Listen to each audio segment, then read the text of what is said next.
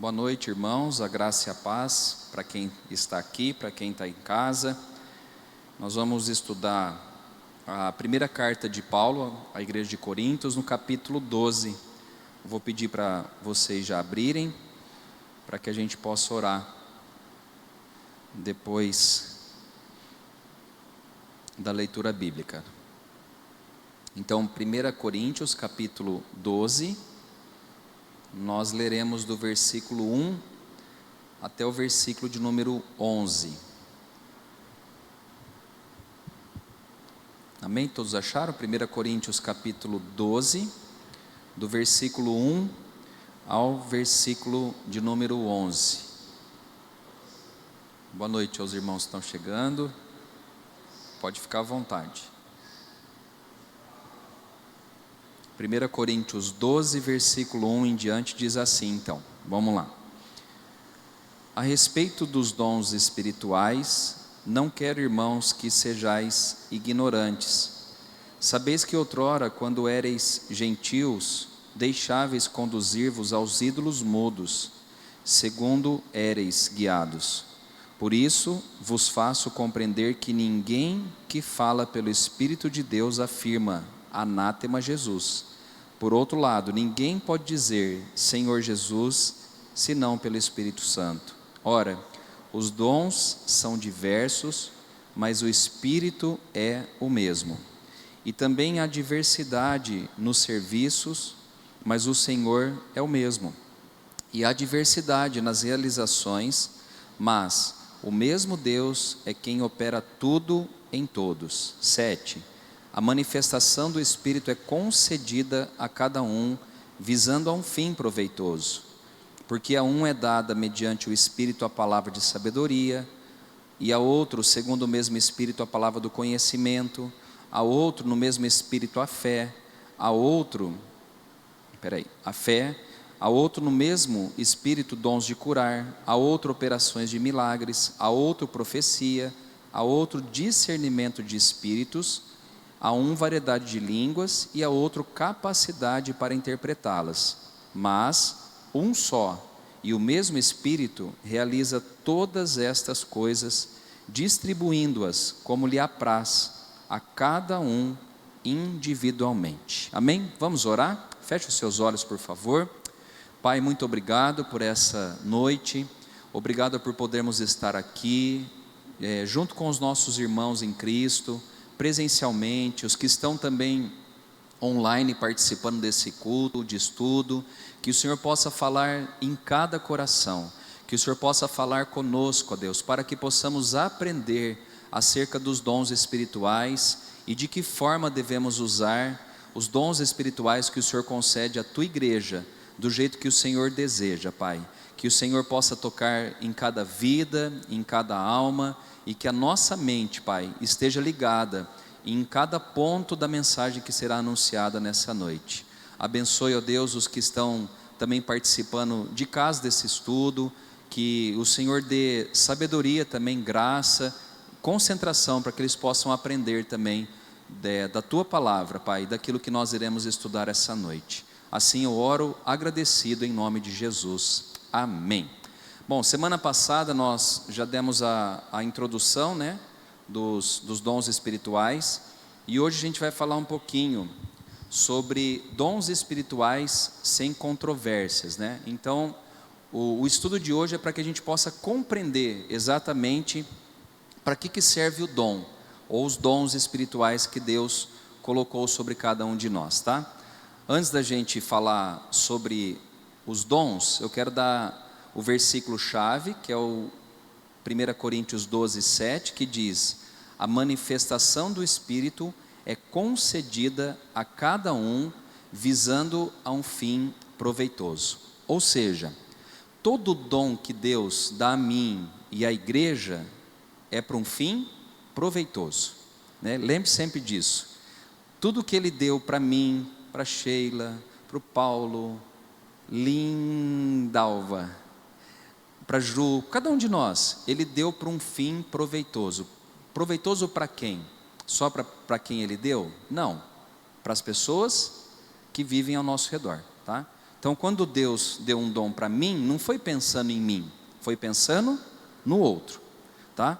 Nós já falamos de alguns dons na semana passada, mas para a gente entender que Deus distribui os dons para que tenha um fim proveitoso, né? Para edificação, crescimento da sua igreja, tá? Então, ao estudar essa lição, você descobrirá qual é a verdadeira fonte e o significado dos dons espirituais descrito em 1 Coríntios 12.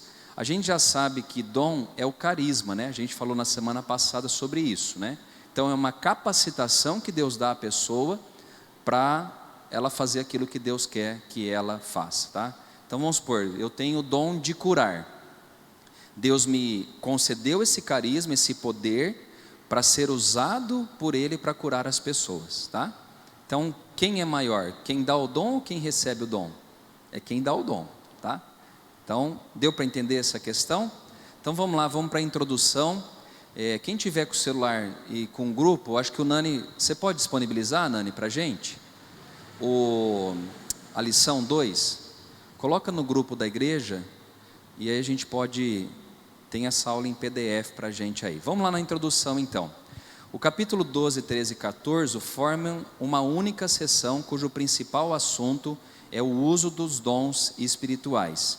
O primeiro desses, né, que é o 12, traz uma discussão a respeito dos dons. O segundo apresenta o caminho, sobremodo excelente, que deve ser seguido pelos crentes espirituais. E o terceiro discute 2 dons específicos. Então o estudo de hoje é apenas sobre o capítulo 12, do versículo 1 ao 11, que nós lemos aqui, tá? O que vai tratar aqui? Esse primeiro capítulo vai falar a discussão a respeito dos dons, tá? Então é isso que nós vamos falar na lição de hoje. No primeiro ponto ele fala dons espirituais, falsos ou verdadeiros. Nas comunidades cristãs, o falso e o verdadeiro coexistiam, quer em uma relação à doutrina, quer em relação às práticas cultuais. Uma das evidências da imaturidade espiritual dos cristãos coríntios era exatamente a falta de discernimento, ou seja, dentro dos dons que Deus deu à igreja de Corinto, tinha dons que as pessoas tinham como verdadeiros e outros dons que eram falsos, né? E isso existe, como ele fala aqui, o verdadeiro e o falso sempre existe dentro do ambiente. Vou dar um exemplo disso. Jesus disse que no meio da igreja haveria o trigo e que mais? O joio. O trigo, ele é o alimento, né? Que se transforma em pão, em farinha, um monte de coisa. Esse é o verdadeiro. E o joio? Ele parece, mas ele não é, né? O dom é a mesma coisa. O dom, dentro dessa cultura aqui da igreja de Corinto, eles não tinham discernimento para saber aquilo que era verdadeiro ou não. Por isso que Paulo gasta 3 capítulos da carta aos Coríntios para ensinar sobre os dons. Que a preocupação dele era qual? Que eles se firmassem nos dons verdadeiros, né? E que houvesse, né, harmonia dentro da igreja que ele pastoreava, que era a igreja de Corinto, tá? Então, sempre vai ter o falso e vai ter o verdadeiro. Quem vai mostrar para nós o que é falso e verdadeiro? O próprio Espírito Santo, tá? A gente vai falar que é um dom específico, né, que é o discernimento de espírito. E a gente tem que ter, ou alguns têm que ter, esse dom que é o discernimento de espírito. Primeiro ponto aí, é preciso saber. Paulo recomenda que é bom saber a respeito dos dons. Embora não conste a palavra dons no original, o contexto indica que é a eles que se refere. O apóstolo ajuda-nos a sair da ignorância e orienta-nos a lidar com a presença e o possível mau uso dos dons espirituais. Uma das preocupações de Paulo é ensinar e tirar a ignorância da igreja de Corinto com relação aos dons espirituais. Isso serve para nós também. Nós precisamos entender sobre dons espirituais, para que a gente não caia nas armadilhas ou no conto do vigário, né? Porque tem muita gente que tem falado em nome de Cristo, mas que não é de Cristo. Então nós precisamos entender sobre os dons espirituais, tá? Paulo quer tirar da igreja de Corinto e quer ensinar para nós que nós não podemos ser ignorantes na questão dos dons espirituais. O que são os dons espirituais? Para quem não veio semana passada, ele vai dar um resumo aqui.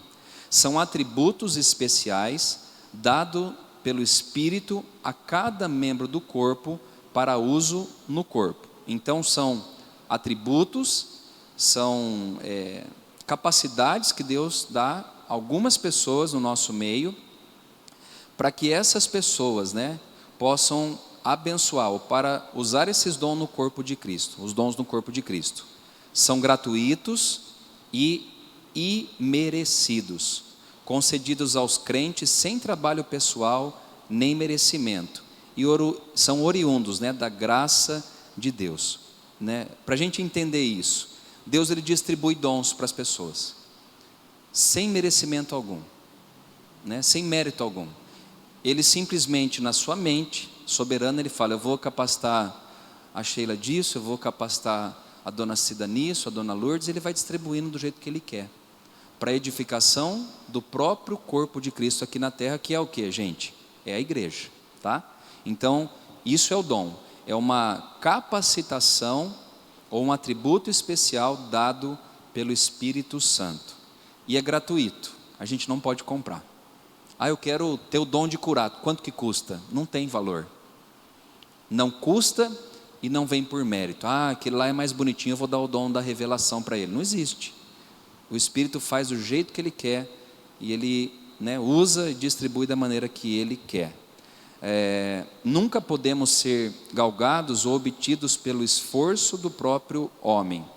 Isso aqui é interessante, não é pelo esforço humano. Eu vou me aplicar agora para receber, para ter o poder de cura. É Deus que faz isso, não é por esforço. Não é igual um atleta que se prepara para uma prova de natação, que vai se dedicar e ele vai ganhar pelo esforço dele. O dom não é assim, Vamos pegar na vida de Paulo. Deus escolheu Paulo, Deus separou Paulo para essa obra, para a obra missionária, para a obra de implantar a igreja, para o apostolado. Foi ele que escolheu. Qual era o mérito que Paulo tinha? Nenhum. Qual era o esforço que ele fez? Nenhum. No sentido do dom, tá, gente? Não estou falando que ele não se esforçou para pregar a palavra, nada disso. Mas o dom é algo que Deus dá a cada um da maneira que ele quer. Segunda coisa, ou segundo ponto, melhor dizendo, a fonte dos falsos dons. Se a gente vê em 1 Coríntios 12, se você tiver com a Bíblia de papel e puder deixar aberto nesse texto, no 12:2 diz assim, sabeis que outrora, quando éreis gentios, deixáveis conduzir-vos aos ídolos mudos, segundo éreis guiados. Aqui Paulo ele fala de como eram os cristãos de Corinto antes da conversão, de que maneira que eles eram guiados.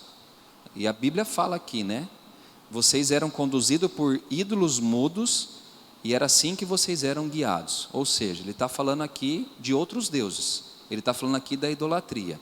Então vamos pegar aí na lição. A principal característica das religiões pagãs era a idolatria. O que é idolatria, gente? Quem tem uma definição de idolatria? O que é idolatria?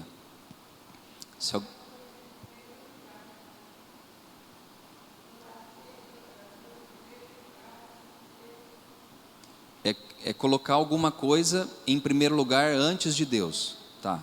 Quem mais tem uma definição aí? O que é idolatria? É quando a gente coloca. Então vamos supor, eu posso idolatrar um carro? Posso. Eu posso idolatrar um emprego? Posso. Eu posso idolatrar um filho? Posso. Eu posso idolatrar uma imagem? Posso. Então não está ligado a madeira, pedra, gesso, não é isso. A idolatria está ligado a tudo aquilo que a gente coloca em primeiro lugar acima de Deus na nossa vida, tá? Então isso é muito delicado. E o que Paulo vai tratar aqui é que ele fala que a característica dessas religiões pagãs era a idolatria. Pagã por quê? Porque não seguia Deus, eles seguiam seus ídolos, né? E gente, vocês lembram daquele filme lá que é o meu malvado favorito? Qual que é eu gosto daquele filme, né? Muito engraçado, os bichinhos, os Minions, né? Super legal. Só que ele traz uma coisa interessante ali e dá para a gente entender que o ser humano funciona do mesmo jeito que os Minions funcionam. Vocês vão entender por quê. Os Minions, eles estão atrás sempre do quê? Quem se lembra? Vocês assistiram o filme? O que eles estão atrás de um quê? De um líder, de um Deus, né? E esse Deus é o que vai guiar a vida deles. Então eles sempre estão atrás de um líder, eles sempre estão querendo alguém que vai resolver os problemas que eles têm. O ser humano, nós somos assim também. Você vai lá numa tribo, eu já fui, tá gente? Numa tribo indígena, lá no meio do Amazonas, no meio da floresta amazônica, vai ter o cacique e os índios dentro da comunidade. O cacique, ele vai sempre estar recorrendo a quem? A um líder maior, né? Em algumas aldeias indígenas, eles adoram o sol, a mãe natureza, a lua, a árvore, porque ele sempre quer ter alguém que lidere, que seja o Deus da vida deles. Quando Moisés, ele sobe para o monte orar para receber os mandamentos do Senhor, no meio da oração desse tempo ali com Deus, Deus fala o quê? Moisés, volta, porque o meu povo se corrompeu. O que Israel tinha feito? Eles fizeram um bezerro de ouro, e isso é idolatria, porque eles tiraram os seus olhos de Deus, e agora eles falam assim, nós vamos servir a esse bezerro de ouro. Olha que interessante. Então, nós temos que tomar muito cuidado com isso, né? Para que, mesmo nós servindo a Deus, a gente não idolatre as coisas. Também, a Sheila falou que de uma certa forma eles estavam idolatrando Moisés. Também, porque era referência deles, né? Moisés não queria isso, mas o povo acabava enxergando. Tanto é que eles falaram assim, nós não temos um líder, então vamos atrás de outro. Chamaram Arão, que era irmão dele, e fizeram então um bezerro de ouro. E veio consequência por causa dessa idolatria, tá? Deu para entender isso, gente? Vamos para frente aqui. Assim, os coríntios, antes de serem salvos, foram prisioneiros de Satanás e da sua própria natureza pecaminosa e arrastados à idolatria. Então, antes de conhecerem a Cristo, eles eram escravos do pecado e principalmente da idolatria. No contexto pagão de Coríntio, existiam as religiões gregas de mistério, nas quais se dava ênfase às experiências espirituais. Os adoradores pagãos eram guiados por algum tipo de força sobrenatural ou demoníaca, a um estado de transe ou êxtase, ou alguma atitude estranha que associavam ao poder de um Deus, e que autenticava a sua alegada divindade. Então o que eles criam? Mas isso no paganismo, tá? Não servos de Deus. Dentro do paganismo, eles tinham algumas pessoas que recebiam entidades.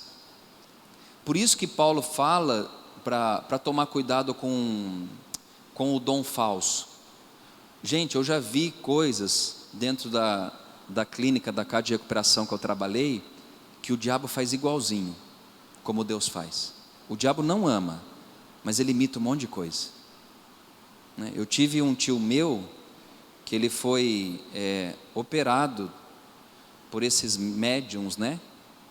E ele foi curado de uma doença que ele tinha, numa sala cirúrgica, sem anestesia, sem nada. Então o diabo, ele imita tudo o que Deus faz.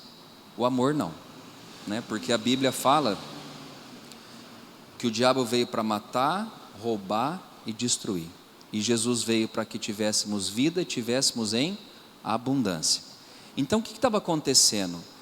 Os coríntios, eles precisavam se atentar para isso, que a igreja era interferida pela cultura que eles viviam ali, que era a cultura grega, né? Então eles tinham que tomar cuidado, né? Havia muito misticismo na cidade de Corinto. Lembra que havia o templo de Diana, que eles prestavam culto a essa mulher, e era uma deusa da fertilidade, ou seja, eles tinham relações sexuais com as prostitutas, e isso era uma forma de culto à deusa Diana. Então é essa cultura que a igreja está inserida, e Paulo fala para tomar cuidado, né? Minha mãe dizia que nem tudo que reluz é ouro, né? Então nem todo dom é Deus que está dando. Tem algumas coisas que o diabo confunde a mim e a você. Mas vamos para frente, ó. Tais ídolos, diz Paulo, são impotentes, mudos, em comparação à verdade em Jesus. Os ídolos os ídolos atraem os seus devotos, mas não têm mensagem a dar. Paulo fez essa referência ao tempo de outrora para ajudar os coríntios a discernirem entre o falso e o verdadeiro dom. Então, esse mesmo entendimento eu e você temos que ter, tá? O que é falso e aquilo que é verdadeiro. No 3 aí, como que a gente testa, né? O teste dos dons espirituais. 1 Coríntios 12:3, acompanhe comigo por favor. Diz assim, ó: por isso, só apertar aqui para não cair o computador. Por isso vos faço compreender que ninguém que fala pelo Espírito de Deus afirma, anátema Jesus. Por outro lado, ninguém pode dizer Senhor Jesus, senão pelo Espírito Santo. Então, quais são as duas maneiras de nós provarmos um Espírito se é de Deus ou não? A primeira delas está aí na letra A. Provavelmente tenha saído da boca de um corinto não cristão, em êxtase, a palavra anátema, numa referência a Jesus. Isso implica a negação do seu senhorio. Então o que é o anátema? É uma negação ao senhorio de Cristo. Uma pessoa que nega Cristo, para vocês entenderem, ela não pode ter um dom espiritual na vida dela que seja verdadeiro. Eu neguei a Jesus, eu não posso falar da parte de Deus, porque eu estou negando a quem? O Filho, o senhorio de Jesus Cristo. Isso implicava a negação do seu senhorio. Era o mesmo que afirmar que Jesus foi rejeitado pelo Pai. Tal afirmação não procedia do Espírito de Deus. Então quem nega a Jesus como Filho de Deus, não tem um dom espiritual verdadeiro, né? E aí tem muitas seitas aqui fora, né, no Brasil e no mundo, que fazem grandes coisas, mas negam a Jesus. Então é falso, tá? Para nós é falso, tá? O que distingue também? O Espírito de Deus, na letra B, porém dirige os homens a confessarem que Jesus é o Senhor. Sobre a sua influência, tais palavras de confissão podem ser ditas com plenitude de significado. O verdadeiro cristão descobre que está sobre o senhorio de Cristo quando o Espírito age no seu coração. Então todo aquele que confessa que Jesus é o Senhor, provavelmente essa pessoa tem um dom verdadeiro, tá? Mas ela tem que confessar o senhorio de Cristo. A verdadeira espiritualidade não conduz a pessoa a um êxtase, ao individualismo ou a um outro mundo, mas para dentro da vida da igreja, numa expressão de compromisso pessoal com Jesus, como Senhor e com o seu corpo aqui na terra. Eu li esse parágrafo aqui para a gente entender uma coisa, irmãos. A gente conhece uma árvore pelos frutos que ela produz. É o que ele está falando aqui. Se uma pessoa tem um dom e ela confessa o seu senhorio a Cristo, ou seja, Cristo é o Senhor da minha vida, a vida dessa pessoa vai dar testemunho. Porque tem muita gente, como que eu vou distinguir se aquele homem falou da parte de Deus, se foi um dom que Deus deu a ele de revelação e tal? Vê os frutos. Tem muita gente fazendo um monte de coisa, mas quando a gente olha para a vida, não tem fruto, não tem testemunho, né? É uma pessoa que às vezes não está inserida nem no corpo de Cristo aqui na terra. O que é o corpo de Cristo, gente? A igreja de Cristo, que somos nós, sou eu, vocês. Então, eu amo a Jesus, mas eu odeio a igreja. Não tem sentido isso. Ah, eu tenho um dom de curar, mas não me fala de igreja. Ué, como? Se o dom que Deus deu é para ser usado para a igreja aqui na terra, deu para entender essa questão? Então é pelo fruto que você conhece a árvore. Segundo, a diversidade é a finalidade dos dons, né? Então, nós vamos falar da diversidade e para que fim que Deus colocou os dons na nossa vida. Vamos ler do 4 ao 7, por favor? A gente já leu, mas acaba esquecendo. Vamos ler aí, ó. Ora, os dons são diversos, mas o Espírito é o mesmo. E também há diversidade no serviço, mas o Senhor é o mesmo. E há diversidade nas realizações, mas o mesmo Deus é quem opera tudo em todos. A manifestação do Espírito é concedida a cada um, visando a um fim proveitoso. Então vamos estudar esse recorte aqui. O Espírito Santo capacita a igreja a demonstrar a presença de Jesus no mundo de várias maneiras, por intermédio de cada um dos seus membros, mas sempre apontando para Jesus como Senhor. Isso é muito importante, né? Que a manifestação que nós temos dos dons aponta para Jesus. Se apontar para o homem, está errado. Porque o centro da igreja é Cristo, não é o Fernando, o Zé Roberto ou qualquer outra pessoa, é Cristo, tá? Então tem que apontar para Jesus. Vamos falar primeiro da diversidade. Na letra A fala assim: há uma diversidade de dons, que é o carismata. Paulo escreveu a Timóteo dizendo que reavivasse o carisma de Deus que havia nele. Pedro pediu aos seus leitores que servisse uns aos outros, cada um conforme o carisma que recebeu. Então o que a gente tem que entender? Que há diversidade nos dons. As pessoas foram chamadas para propósitos específicos e diversos. Deus chamou um para curar e não chamou às vezes essa mesma pessoa para a palavra de conhecimento, de sabedoria. Às vezes chamou para a palavra de conhecimento e não chamou para um outro dom específico. Então a gente tem que entender que há diversidades, né? Assim como no nosso corpo nós temos vários membros e cada membro tem a sua função, os dons também. Ele distribui e há diversidades, né? Uma pessoa não vai ter 21 dons. Uma pessoa não vai ter, né, todos os dons. Não. Deus ele vai distribuindo nessas diversidades. A letra B, há também diversidade no serviço, ou seja, na maneira de servir ao único Senhor que é Cristo, o qual capacita o cristão a realizar também a sua obra. Há então diversidade, né, que é a questão desse carisma, e há diversidade também nos serviços. Então cada um vai fazer aquilo que Deus chamou para fazer. Eu entendo isso aqui, a letra A e a B, como uma engrenagem, né? A engrenagem, para quem já conhece um pouquinho dessa questão de engrenagem, é um dente sobre o outro, né? Que vai fazendo girar um todo. Na igreja é assim, né? Deus, dentro da diversidade do serviço, ele vai mexendo dentro dessa engrenagem para que o corpo dele possa crescer de maneira saudável e de maneira que agrade a ele, que renda glória ao Senhor. Letra C, há ainda também diversidade nas realizações, isto é, as atividades são múltiplas, mas um e o mesmo Deus opera todas as coisas no interior de todos os homens. Então na letra C ele fala também que há diversidade nas realizações, cada um realiza aquilo que Deus colocou dentro de si, né? Uma vez uma pessoa falou assim: pastor, por que você não abre uma casa de recuperação? Eu falei: porque eu não fui chamado para abrir uma casa de recuperação. Ah, mas você não é pastor? Eu sou. Mas todo pastor tem que abrir casa de recuperação? Todo pastor tem habilidade para trabalhar com dependente químico?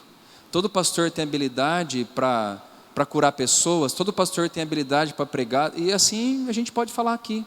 Não, não é assim.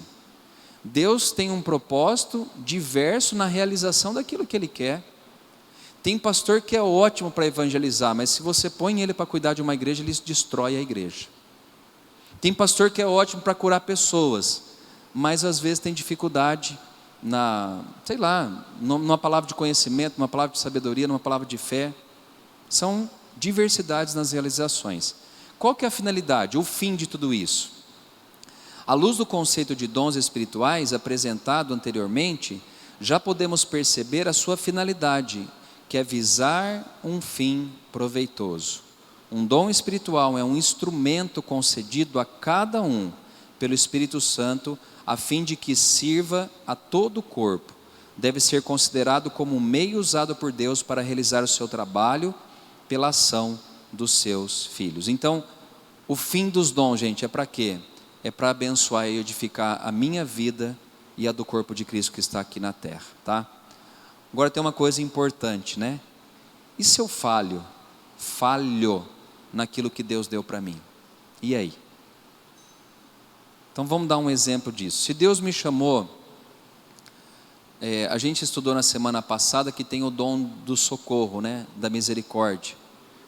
Se eu falho na realização desse dom, vocês acham que eu posso prejudicar a igreja de uma certa forma, sim ou não? Sim. Então, o que eu estou tentando fazer com que vocês entendam é que você precisa assumir o seu papel no corpo de Cristo. Quando você falha no dom que Deus te deu, alguns problemas não serão resolvidos no corpo de Cristo. Eu fui chamado para curar pessoas, mas eu não quero saber mais de gente, que eu estou cansado. Eu vou deixar de fazer aquilo que Deus quer que eu faça, né? A questão do socorro, né? Da misericórdia, né? Tem gente que foi chamada para contribuir, a gente estudou isso na semana passada. Mas eu não vou mais, eu já não vou mais enviar para aquele missionário, não. Eu não vou mais ajudar a obra. Vai deixar problemas, falhas. Então cada um de nós temos que assumir o nosso papel, né? Lembra da engrenagem. Se cada um de nós assumirmos o nosso papel, a engrenagem vai funcionar perfeitamente. Se um falhar, pode ser que uma igreja toda seja prejudicada por causa de um, tá? Então é isso que Paulo queria tratar. É um fim proveitoso, é um instrumento concedido por Deus, pelo Espírito Santo, para ajudar, né, a igreja, para servir ao corpo de Cristo. Vamos lá, vamos para o 3 aí. Vamos falar sobre as variedades dos dons espirituais. Isso aqui é bem legal. A gente está quase já caminhando para o final aqui. Vamos falar das variedades. No primeiro ponto, ele vai falar dos dons do raciocínio, que está ligado aonde? A nossa mente. O primeiro dom, que é o dom da palavra e da sabedoria. Não é o dom da sabedoria, mas o dom da palavra da sabedoria.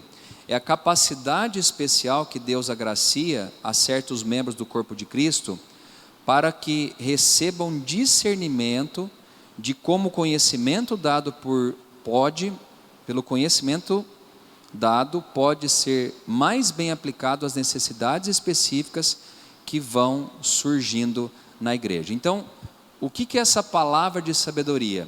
É uma capacidade que Deus dá a algumas pessoas para resolver determinados problemas, ou até mais do que isso, né? Uma capacidade de interpretar a palavra e passar isso às pessoas. Deu para entender isso aí? Então esse é o primeiro dom dentro da lógica de raciocínio, é a sabedoria. Depois vem o dom do conhecimento. Esse dom é gêmeo do dom da palavra sabedoria. O conhecimento tem a ver com a descoberta da verdade, enquanto a sabedoria tem a ver com a aplicação da verdade à vida. Olha que legal, o conhecimento traz a luz. Você tem que andar por esse caminho. Aonde entra a sabedoria? Depois do conhecimento. É a prática daquilo que nós aprendemos. Deu para entender? Então tem pessoas que Deus dota dessa palavra de sabedoria. Tem pessoas que Deus dá o dom do conhecimento, né? Eu acompanho o pastor Luciano Subirá, e Deus deu a ele essa palavra de conhecimento e sabedoria junto. São dois dons. Ele pega um texto, gente, e ele aflora assim de uma maneira para você entender, que você vê que é um dom que Deus deu a ele. É inegável. Então tem pessoas que Deus falou: Luciano, eu vou dar isso para você. E aí ele se aplica, ele estuda, mas Deus do alto revela conhecimento e sabedoria a ele. É interessante, né? que dentro dessa linha, Paulo fala que ele recebeu um espinho na carne, olha para você ver, gente, para que ele não se ensoberbecesse ou não ficasse orgulhoso das revelações que Deus dava a ele. Olha que legal isso. Sabe o que Paulo está ensinando aqui? Ele está falando assim, ó, Deus me deu várias coisas boas, eu tenho capacidade e dom para fazer várias coisas importantes, mas o espinho foi me colocado para eu entender que não é de mim, as revelações vêm de Deus. A sabedoria e o conhecimento que Paulo tinha, ele entendia perfeitamente que não era dele, era uma capacitação que Deus havia dado a ele. Vamos lá, o dom de discernimento, na letra C. Todo crente precisa ser capaz de distinguir entre o bem e o mal, entre o certo e o errado. Deve também saber distinguir os espíritos para não se deixar atrair pelos falsos profetas. Entretanto, além disso, há crentes aos quais Deus dá o dom espiritual do discernimento de espíritos, que é a capacidade especial de saber com segurança se determinado comportamento que se apresenta como vindo de Deus é na realidade divino, humano ou satânico. Esse dom aqui é muito importante, gente, né? Aliás, o autor aqui da lição, ele fala que todos nós devemos ter discernimento de espírito. O que é isso? Né? É um entendimento de quem está por trás daquilo que está sendo ensinado. Né? A gente às vezes vê alguns pregadores de internet e a gente fala, nossa, mas que sermão bonito, né? Mas a gente tem que ter discernimento do Espírito para saber se aquilo é de Deus ou não para a sua vida. Porque se não for de Deus, pode trazer problema para cada um de nós. Né? É que nem aquele shampoo que tinha antigamente, né, o Denorex. Parece, mas não é. Parece, é muito parecido. Se eu colocar um leite num copo, leite puro num copo, e colocar água misturada com cal num outro copo, né? E você só vai descobrir como? Tomando aquele líquido, não é? Porque os dois parecem, é igualzinho. Só que um tem nutrientes, tem proteínas e assim por diante. O outro é só um copo de água com um pouquinho de cal que foi misturado, né? Friamente, irmãos, a gente precisa ter discernimento. Porque olhando às vezes para algumas coisas, fala, nossa, mas é tão parecido, né? Aquela pessoa aparentemente fala em nome de Deus, né? Só que a gente tem que ter discernimento de espírito, né? Gente, nisso eu sou muito esperto para algumas coisas. Esperto no sentido assim, ligado, não esperto, ligado, né? Muita gente fala em nome de Deus, mas será que são de Deus? Né? A gente pega na época da política, né? Nossa, todo político se converte. Ah, eu sou de Jesus. Aí entra lá, é a favor do aborto, legalização da droga. Fala, mas gente, há uns meses atrás era de Jesus, estava lá servindo a Deus. Então a gente tem que ter discernimento de espírito. Dons de ação. Primeiro foi do raciocínio, agora dons de ação. O primeiro deles é o dom da fé. A fé salvadora, né? A fé que é o desempenho da confiança em Deus durante a vida cristã, a fidelidade que vem como fruto do Espírito e deve ser parte do caráter do cristão. Irmãos, um cristão que não tem fé tem que rever a sua vida cristã. Porque sem fé é impossível agradar a Deus, tá? Agora, tem pessoas que têm um dom especial de fé, que é acima, né? Vamos citar um exemplo disso. Moisés é um homem de fé, sim ou não? Se você fosse Moisés e estivesse diante de um mar e um exército seguindo você, e Deus falasse, estenda a tua vara sobre o mar que o trem vai abrir, você faria isso ou não? Você falou, o quê? O mar vai se abrir? Não vai. Não tem como o mar se abrir. Então Moisés teve o dom do quê? Da fé. E ele diz a palavra que ele obedeceu a voz do Senhor e o mar se abriu. Isso é um dom de fé, né? Quem tinha esse dom? Paulo, Pedro. O próprio Jesus, que era Deus, né? A gente pode também citar ele. ele pega 5 pães e 2 peixes e alimenta uma multidão de mais de 3.000 pessoas, com 5 pães e 2 peixes. É o dom da fé, né? Aqui está ligado à ação, não é uma coisa parada. O segundo dom que tem, o dom de curar. A tradução literal da expressão que aparece no texto, né? O dom de curar é a tradução literal da expressão que aparece no texto de 1 Coríntios 12. Vamos ver lá? No versículo agora 9, que diz assim, ó: a outro no mesmo espírito a fé, e ao outro no mesmo espírito dons de curar. Agora vamos para o versículo 28. 28 depois o 30.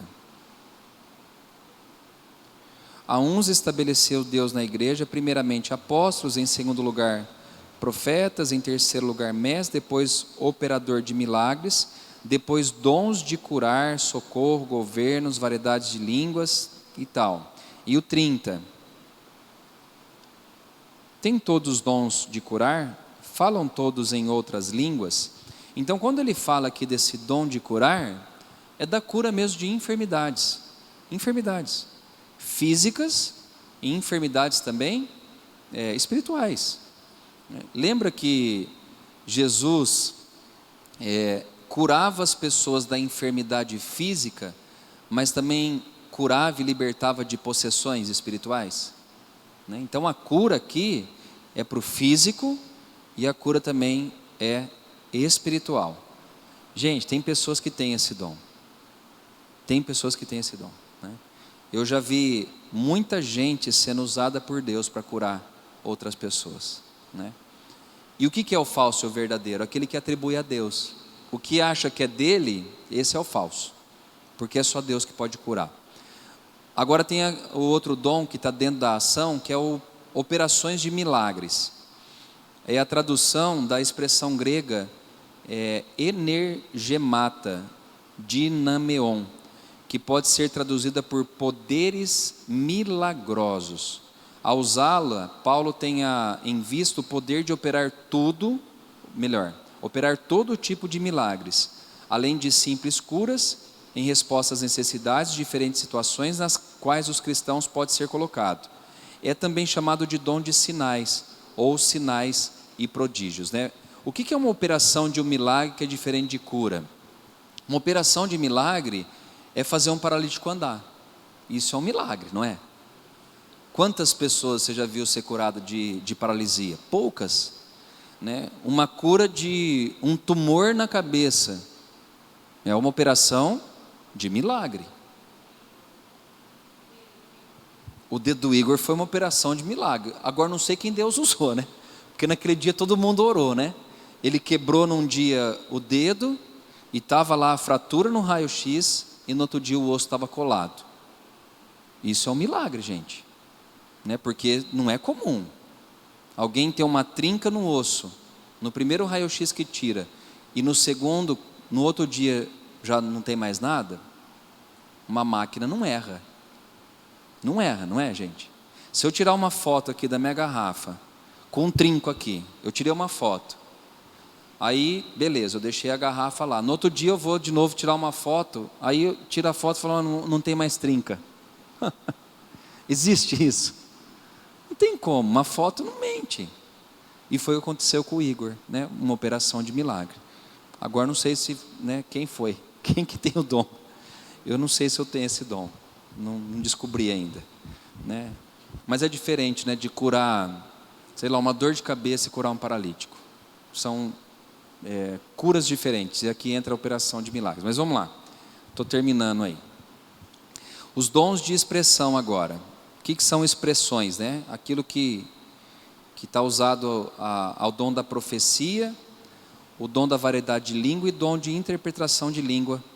Então nós vamos falar desses 3 aí. O primeiro, que é o dom da expressão, que é o dom da profecia. A palavra profecia vem do grego e significa proclamação do pensamento e do conselho de Deus. Gente, olha que importante isso para nós, né? Porque a gente às vezes ouve de outras pessoas, né?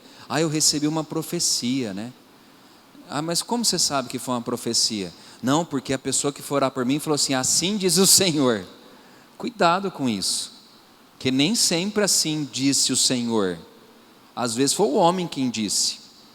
Uma profecia, gente, é uma proclamação do pensamento e do conselho de quem? De Deus. Eu senti no meu coração de falar isso. Então fala, eu senti no coração. Pode ser de Deus ou não. Eu senti de falar. Agora, quando você coloca a expressão, Deus mandou te dizer isso, cuidado. Cuidado. Né? No Antigo Testamento, os profetas, eles falaram em nome de Deus. E eles diziam mesmo, assim diz o Senhor. E ai do povo, ou do rei, ou do líder se não obedecesse. Né? Hoje, tem as profecias, existe, a gente crê, mas a gente tem que tomar cuidado. Semana passada eu li o texto de Hebreus 1, e fala que nos últimos dias Deus falaria através de quem? De Cristo. Nós já temos a palavra, gente, feita. Toda revelação já está ali para nós, que é essa Bíblia que você tem no seu celular ou de papel. É chamado na teologia de canon bíblico, ou seja, é um texto sagrado. Pessoas inspiradas por Deus escreveram aquilo que Deus falou.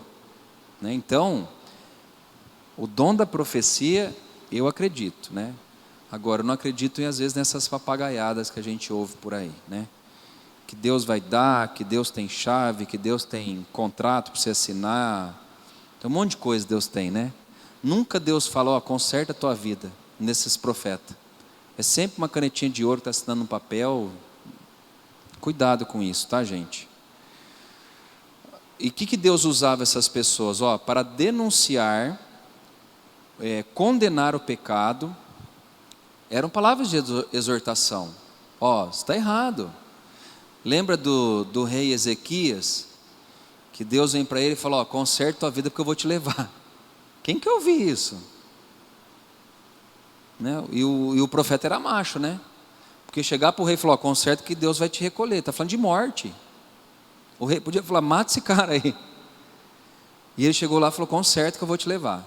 Mas a profecia não é só isso, também era para edificar, era para confortar e animar o povo de Deus, no Antigo Testamento e também no Novo Testamento. Sendo assim, pode-se dizer que o possuidor desse dom é poderosamente motivado por Deus a ser o seu porta-voz, ou o pregador, a fim de suprir necessidades espirituais de pessoas ou grupos, dentro ou fora da igreja. O profeta toma a iniciativa de confrontar as pessoas com a verdade de Deus em determinadas situações e o faz com autoridade e austeridade. Isso aqui é importante, gente. Uma vez eu ouvi, se eu não me engano, tá? O pastor Silas Malafaia falando disso. A profecia que é de Deus, ela não vai contradizer a palavra. Entendeu o que eu estou querendo dizer aqui? Se Deus usou um profeta para falar com você agora, nesse tempo, ele não vai contradizer a Bíblia. E o Silas Malafaia, que certa vez ele foi numa igreja pregar, e uma mulher contou um testemunho, que diz que ela estava num lugar reunida, ela estava sem o marido dela, ela estava, não sei se aquele dia, ela estava sem aliança, e ela foi para esse grupo de oração. E aí diz que o tal do profeta chegou para ela e falou assim, Deus mandou dizer que ele tem preparado um homem para você assim, assim, assado, né? Contradizendo o que a Bíblia diz. Se ela já era casada, como Deus está preparando o teu homem? Dá para entender isso, gente? É complicado, né?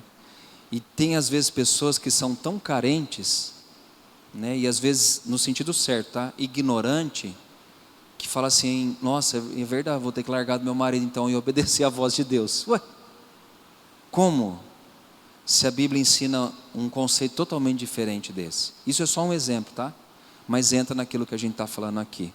As pessoas são movidas por falsos mestres, por falsos profetas, por falsos ensinadores. Então a gente tem que tomar muito cuidado, tá? Tome muito cuidado. Ouviu algo? Vai na palavra. Alguém falou alguma coisa para você? Vai na Bíblia. E lá vai testificar se aquilo que é de Deus ou não para você.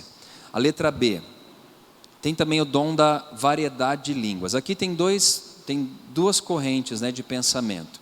Algumas igrejas acreditam que o dom da variedade de línguas está relacionado, vamos supor, eu não sei falar inglês, e aí Deus me dá um dom para falar em inglês, né? Tem uma linha que pensa isso, eu não penso isso. Eu acredito que o dom de línguas é línguas estranhas, né, que a gente chama, ou espirituais, que Deus concede para edificar a pessoa. É isso que Paulo fala, que aquele que ora em línguas edifica a si mesmo, tá?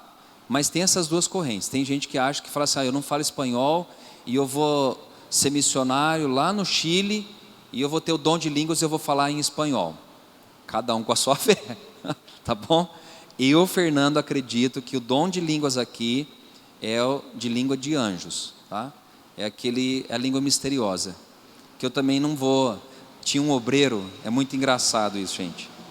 Tinha um obreiro na casa de recuperação que ele achava que o dom de línguas podia ensinar, né? E era só para a gente descontrair um pouco, tá? Diz que numa vigília ele chegou para o irmão e falou assim: vamos lá, irmão, você vai começar a orar em línguas agora. Então, aí fala, repete. Isso não existe, gente. O dom de línguas é o que Deus dá. Eu oro, mas eu não vou ensinar o Mateus a orar em língua. Mateus, você segue essa linha. Não, porque é uma língua que a gente não entende, é espiritual. Alguém tem dúvida disso, gente? Porque é um ponto bem delicado isso, parece que não, mas é. Ninguém tem dúvida? Não? Então tá bom, pelo amor de Deus, não ensina ninguém a orar em línguas então, tá? Ensina a falar inglês, espanhol, outras línguas aí. Vamos lá.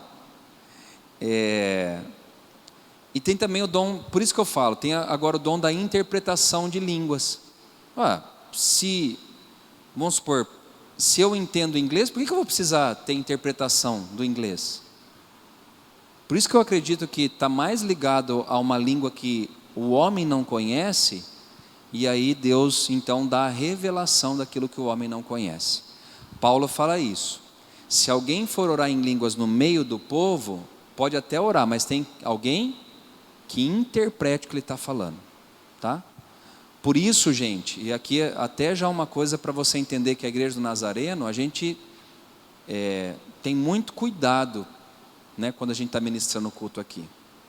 Poucas vezes vocês vão ver um pastor ou um líder orando em línguas aqui. Pode até haver, né? Mas o correto é que tenha a oração em línguas e o que mais? A interpretação da oração em línguas. Porque vamos supor, chegou um visitante aqui que nunca veio numa igreja. E aí o pastor começa a dar uma empolgada e fala: hoje eu vou pregar em línguas. Quem que vai entender o culto? Se não tem ninguém que interprete. Se tiver intérprete, beleza. O visitante que se você trouxe, ele vai falar o que para você? Fala: Mateus, você nunca mais me convida para ir naquela igreja, porque parece que é tudo louco. O pastor chegou lá, começou a falar coisa que eu nunca ouvi na minha vida, que lá não é uma igreja, que lá é um hospício. Gente, Paulo repreende a igreja de Corinto nisso. Nós vamos ver nas outras lições. Então, vai orar em língua, pode levantar lá o irmão, mas tem que ter alguém que vai falar: não, ele está falando isso, isso, isso. Deus está mandando falar isso, isso, isso, aí beleza. Do contrário, gente, né, a gente tem que tomar cuidado, né? Não acreditar, né, nessa questão da língua, ou até mesmo nesse dom da interpretação, né? Agora nessa pandemia que a gente teve, acho que até uma vez o Elton mandou para mim, ou eu mandei para ele, que tinha um pastor que ia pregar, ele começou a falar em línguas. Né? Deus mandou dizer e começou a falar em línguas. Eu falei: mas mandou dizer o quê? Porque eu não tenho o dom da interpretação. E ele está falando lá, não estou entendendo nada. Então, e Deus é muito sério com isso, gente, na questão dos dons, né? O povo às vezes brinca, o povo faz cada coisa, né? Alguns líderes aí que se intitulam pastores, profetas e assim por diante. Mas o que é de Deus é isso aqui. É o dom das línguas e tem a interpretação das línguas. E por fim, ele diz assim: a distribuição dos dons está nas mãos do Espírito, que a realiza como lhe apraz. Ele não exclui nenhum membro das suas dádivas, mas a decisão sobre o dom que será concedido, a pessoa que vai recebê-lo e no momento adequado são da sua competência, né? Eu termino a aula de hoje dizendo exatamente o que o autor aqui da revista fala, né? Que Deus vai distribuir de acordo com a sua soberana vontade, do jeito que Ele quer, mas sempre para um fim proveitoso e não para um fim desastroso e assim por diante. E esse fim proveitoso, gente, vai redundar em glória para Deus somente, e não para o homem, né? Tem muitos líderes que usam às vezes os dons de cura para se autopromover, ou para promover a igreja, né? Não, você já foi em várias igrejas, mas aquela lá, aquele pastor lá, pode ir lá que está promovendo quem? Deus ou o pastor? Então tem que promover ao Senhor, a glória é dele, o louvor é a Ele, amém? Alguém tem alguma pergunta aqui da igreja? Deixa eu ver no chat aqui se tem alguém. Tem gente aqui entre nós? Não? Turminha da direita, da esquerda? Deixa eu ver se tem aqui no YouTube. Aqui, ó, tem a Manu perguntando aqui. Deixa eu ver se tem outro aqui.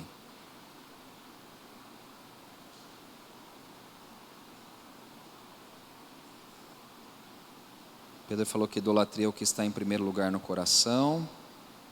A Manu perguntou assim, ó: pastor, a mesma pessoa que fala em línguas pode interpretar? Sim, né? Às vezes a pessoa tem o dom de variedades de línguas e tem o dom da interpretação, tá? Mas não segue essa ordem. Às vezes a pessoa interpreta, mas não ora em línguas. E às vezes a pessoa que ora em línguas não também interpreta, tá? Às vezes pode acontecer. Eu assim, gente, eu vi poucas vezes. Alguém já viu? Já ou não? Eu já vi. Já viu também? Eu vi poucas vezes. Mas aquilo que era de Deus mesmo, né? Papagaiado eu já vi de um monte de vezes. Mas aquilo que é de Deus é diferente, irmãos. Parece que quando a pessoa está sendo usada por Deus, o ambiente, a atmosfera é de temor, é de responsabilidade.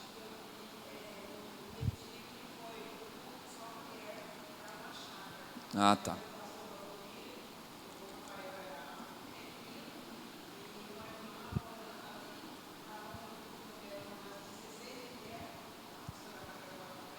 Sim.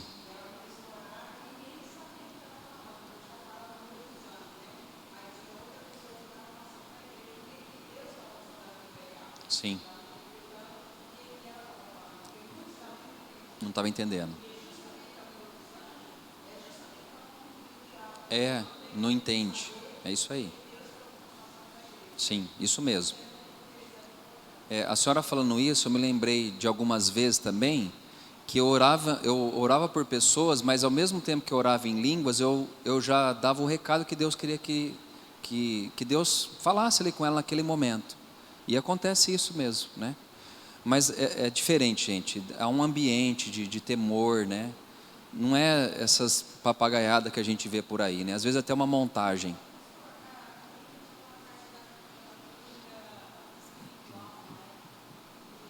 Sim. Sim. A questão de curar, na verdade entra em libertar, porque assim, quando você liberta uma pessoa de uma ação demoníaca, de uma certa forma você está curando ele, né? Porque algumas, seria um dom também, né? Mas o nome de Jesus expulsa todos os demônios, né? É que tinha curas que Jesus fez que, vamos supor, aquele espírito que jogava o jovem no fogo, aquilo ali, né, trazia enfermidade, trazia demência, né? Influenciava na mente da pessoa.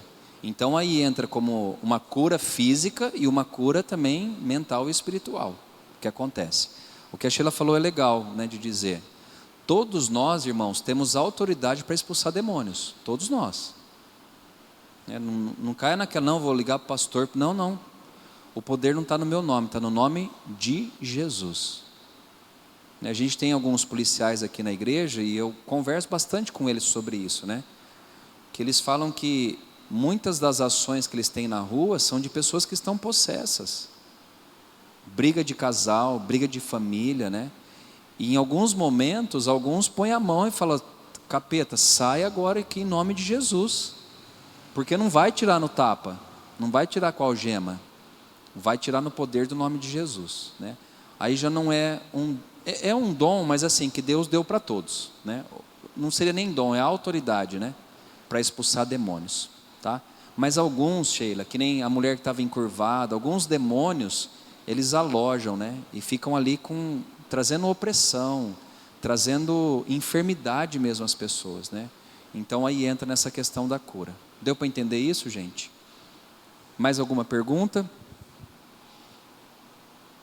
Acho que é só isso, então. Não teve mais. Aqui, vamos lá. A Silvana: a pessoa que ora em línguas sabe o que está orando? Nem sempre, Silvana, né? Nem sempre a pessoa que está orando em línguas sabe o que está orando, né? Às vezes a pessoa tem, né, uma interpretação, mas em algumas vezes não, né? É que a gente vai estudar isso para frente, senão eu já vou antecipar uma coisa aqui. Mas Paulo vai tratar disso, né? Que ele fala que aquele que ora em línguas, ele edifica a própria vida, mesmo que não esteja entendendo nada. Ele está trazendo edificação. Ele está falando diretamente com Deus, tá? Vamos orar então, gente? Vamos ficar em pé? Os que estão em casa aí também. O Iago está ligado aqui, viu, Nádio? Ele falou que está orando por todos. Iago Silva. Vamos orar, gente? Nós temos alguns pedidos aqui para fazer. Lembrar da dona Mercedes, que está numa recuperação de uma cirurgia que ela fez no fêmur, que ela quebrou. O pastor Zé Roberto também, ele tem alguns exames para fazer também, para ver a questão de uma ferida que saiu na boca dele. Quem mais? A dona Rita está fazendo, já fez na última sessão, né, dona Cida? Da químio, e agora ela vai passar, vai ter retorno para ver se está tudo bem também com ela. A Rita também sofre, que está com problema na coluna, vai precisar refazer também algumas cirurgias. Ela está assim, passando por muita dor, muito sofrimento também. A Rita, esposa do senhor Eurípides. Mais alguém lembra? Do Isaac, que é o neto da Andressa.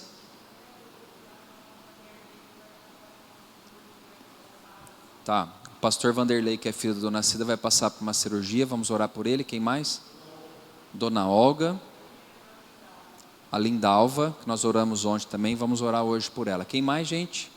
Seu Theo, pela dona Cida e pelo casamento, pela saúde do Elton também. O Elton tem passado uns dias já, né, Sheila? Uns 10, 12 dias aí para mais também, meio ruim, vamos estar orando por ele. O Isaac, que é o neto da Andressa, ele estava com bronquiolite também, estava passando por esse tratamento também, que é bem difícil. Ele tem, acho que com um aninho vai fazer, né?